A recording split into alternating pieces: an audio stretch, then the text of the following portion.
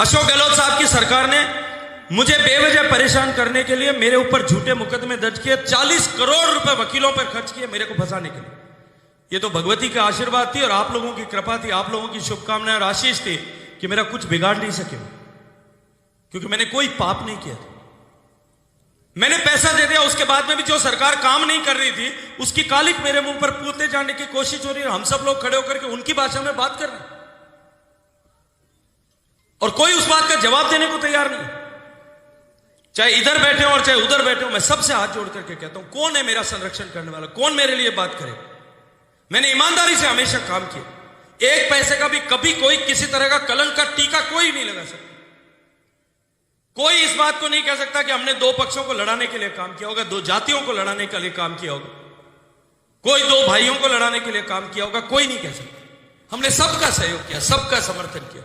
लोग मुझे कहते हैं कि साहब जोर जोर से मंच पर खड़े होकर के बात करते हैं, गजेंद्र सिंह काम नहीं हुआ। आप लोगों के आपके नथ की पड़ी और मेरी नाक काटी जा रही थी। अशोक गहलोत मुझे जेल भेजने के लिए तैयार था। एक एक आदमी, उसकी सरकार का एक एक अधिकारी तक को यह निर्देश था। मैंने एक बार कलेक्टर जैसलमेर को टेलीफोन कर दिया, एक महिला कलेक्टर थी आपके यहाँ पे, और कलेक्टर जैसलमेर को फोन कर दिया, किसी ने फोन किया होगा आप में से किसी ने कि साहब ये दो पटवारियों का ट्रांसफर कर दो। शाम को कलेक्टर मुझे टेलीफोन करके दूसरे टेलीफोन से मैसेज करा के मेरे ड्राइवर के फोन पे बात करके कहती है, गजेंद्र सिंह जी आइंदा आप मेरे को फोन मत करना, आपका फोन रिकॉर्ड होता है, मैंने दो ट्रांसफर कर दिया आपके नाम से, इसलिए मेरे को धमकी दे रहे कि तुम्हारे को हटा देंगे। कैसे ट्रांसफर कर दिया। उसके बाद में पूरे पश्चिमी राजस्थान में आप बताओ कौन था आप लोगों के लिए घर दरवाजा खोल करके बैठा था? कोई था आप लोगों के लिए दरवाजा खोल करके बैठा हो? सब चारे हुए लोग अपने घर में बैठ गए थे। सबने कह दिया था कि कोई सुनने वाला नहीं साहब, हमारी राज नहीं, हम नहीं सुनते। मैं भी तो कर सकता था दरवाजा बंद।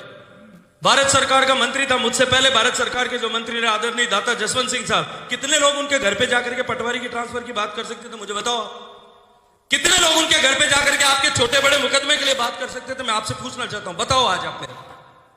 मैं सुनता था, छोटी बड़ी हर छोटी बड़ी बात को सुनता था भाई, कोशिश करता था यार किसी का मेरे कहने से काम हो जाए। अधिकारियों के हाथ जोड़ करके आप लोगों की मदद करने की कोशिश करता था।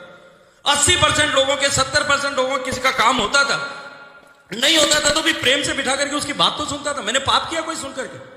या मैं भी दरवाजा बंद करके बैठ जाता कि नहीं ठीक है काम नहीं होगा, मैं नहीं कर पाऊंगा, मेरे लिए सरकार खिलाफ है।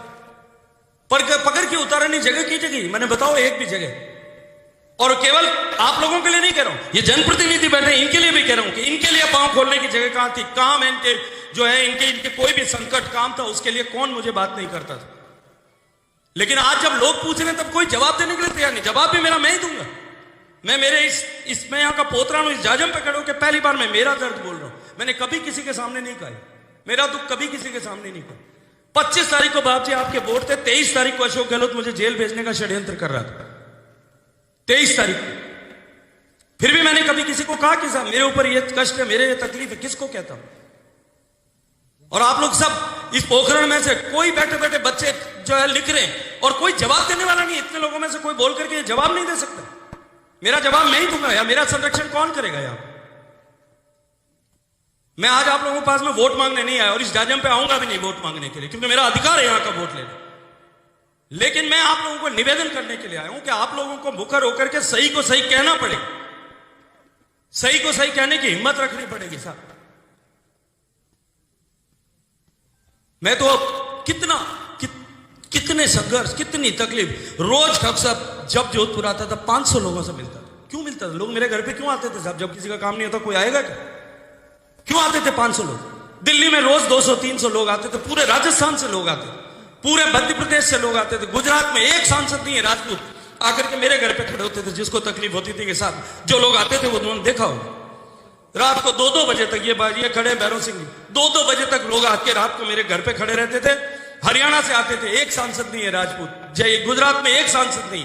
मैं उनकी बात को सुनता था, यार मैं तुम्हारे लिए खड़ा हूं, मेरा धर्म है कि मैं तुम्हारी बात को सुनूं। फिर भी कोई उसको लेकर के हमारे लोग सब जो है उनके सुर में सुर मिलाने लग गए। कुछ भी कोई भी बोल रहा है और हम लोग सब सुन रहे हैं और मैं भी सुन रहा हूं। तो मैं आज आप लोगों के पास वोट मांगने नहीं आया साहब, मेरे को ओढ़मा देते, मैं आज आप लोगों को ओढ़मा देने आया। जो इधर बैठे इनको भी, जो इधर बैठे इनको भी ओढ़मा दे रहा हूं और आप सबको भी दे रहा हूं। मैं तो आप लोगों को निवेदन कर रहा हूं ये चुनाव जो है, ये चुनाव साहब मोदी जी का चुनाव है, ये चुनाव देश का चुनाव है, विकसित भारत होने का चुनाव है, देश के भविष्य का चुनाव है। और मुझे पूरा भरोसा है कि आप सब लोग देश के भविष्य के लिए, बॉर्डर पर बैठे हुए लोगों, देश के भविष्य के लिए मतदान करोगे, मोदी जी के हाथ मजबूत करोगे।